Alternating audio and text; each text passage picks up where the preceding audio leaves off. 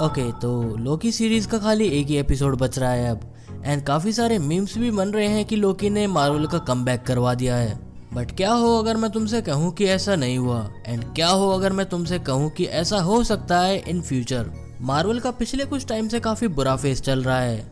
उसने फेमिनिज्म के नाम पे जो भी बनाया था वो चला नहीं। And even Thor love and thunder, doctor strange multiverse of madness, वो भी इतना अच्छा परफॉर्म नहीं कर पाई फैंस के आगे। और इन्हीं सभी चीज़ों को देखते हुए अभी रिसेंटली ये न्यूज़ निकल के आई है कि मार्वल आयरन मैन और ब्लैक विडो को वापस लाने की सोच रहा है। ये सारी ही बातें तुम्हें वीडियो के एंड तक समझ में आ जाएंगी, बट उससे पहले अगर तुम चैनल पे पहली बार आए हो तो इस चैनल को सब्सक्राइब कर दो। रिसेंटली मार्वल को कवर करते हुए वैरायटी वालों ने एक पोस्ट डाली मार्वल इन क्राइसिस के नाम से, जिसके अंदर वैरायटी वालों ने काफी सारी चीजें कवर करी थी। जैसे कि जो मार्वल की मूवी आने वाली थी ब्लेड, उस मूवी को इतनी बार रीराइट करा जा चुका है कि उसके जो मूवी के लीड एक्टर थे मार्शल अली, वो इस मूवी को छोड़ने की सोच रहे हैं। एंड मार्शल अली को बोला गया था कि ये मूवी वुमन बेस्ड होने वाली है, इसमें कुछ लाइफ लेसन्स होने वाले हैं, बट रीराइट के चलते वो इस मूवी को छोड़ने का सोच रहे हैं। एंड अगर हम दूसरी तरफ देखें तो कैंग का रोल प्ले कर रहे एक्टर जोनाथन मेजर्स के बारे में तो हमें पता ही है, उनकी वाइफ के साथ उनका केस चल रहा है। और हम सभी को पता है कि मार्वल सेफ खेलने का सोच रहा होगा यहाँ पे। तो मार्वल यहाँ पे ये चाह रहा है कि वो कैंग से फोकस हटा के लोगों का डॉक्टर डूम पे लगा दे। आई मीन सीक्रेट वॉर्स का मेन विलन डॉक्टर डूम को बना दे, ना कि कैंग को। हालांकि अभी तक ये प्रूफ नहीं हुआ है कि जोनाथन मेजर सही है या गलत, जैसे कि जॉनी डेप के साथ हुआ था। एंड अब लोकी का खाली एक ही एपिसोड बच रहा है, एपिसोड 6। देन उसके बाद मार्वल की एक मूवी आ रही है द मार्वल्स के नाम से, जिसके अंदर तीनों फीमेल कास्ट हैं। एंड इन्हीं फीमेल के चक्कर में मार्वल डूब गया।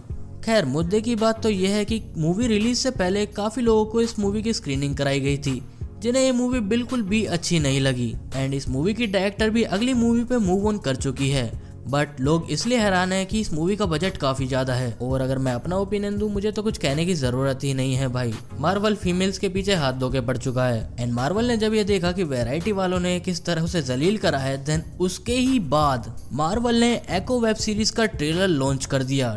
आई मीन अभी शो को आने में 2 महीने बाकी हैं। ट्रेलर इतनी जल्दी लॉन्च करने की क्या जरूरत थी, क्योंकि ये लोग सारे एपिसोड्स को एक ही दिन में दिखाने वाले हैं। वैरायटी वालों ने जो बेइज्जती मारी थी उसका जवाब तो देना ही था ना मार्वल को। एंड ये ट्रेलर काफी ज्यादा ब्रूटल था।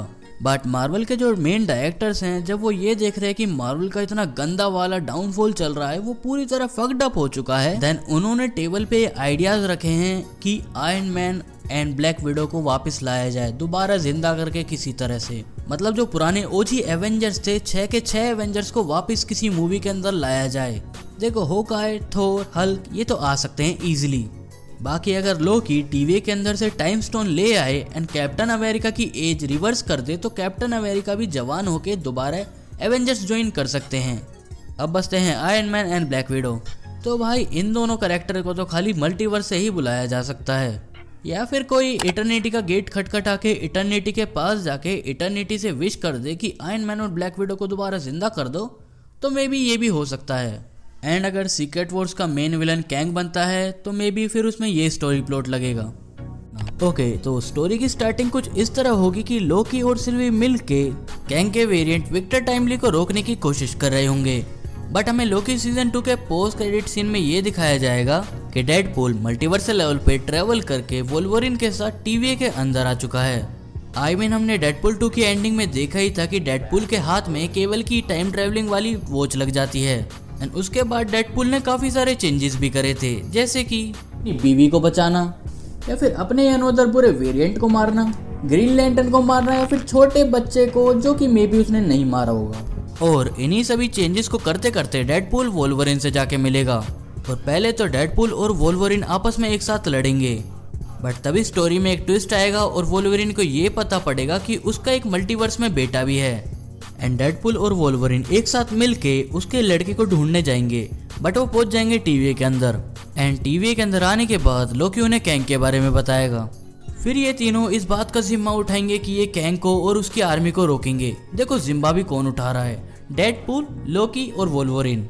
मुझे पता है कि अभी मार्वल को देखने में मजा नहीं आ रहा, बट तुम खुद गैस करके देखो कि ये तीनों ऑन स्क्रीन एक साथ दिखेंगे तो क्या होगा।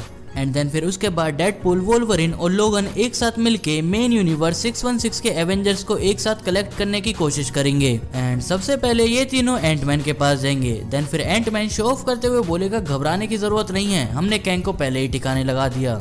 बट देन फिर लोकी बोलेगा कि ये कोई बड़ी बात नहीं है, हमने भी लगा रखा है, बट उसके अनेकों रूप हैं और उससे भी खतरनाक।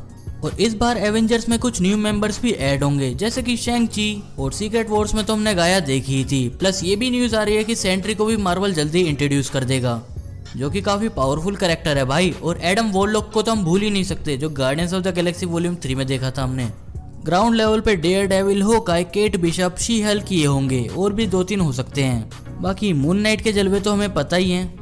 और इन सभी एवेंजर्स को लीड करने वाला कोई भी पुराना एवेंजर नहीं होगा, सिर्फ होकाई को छोड़कर, जो कि होगा या नहीं होगा बराबर है, क्योंकि मे बी वो रिटायर होने वाला है।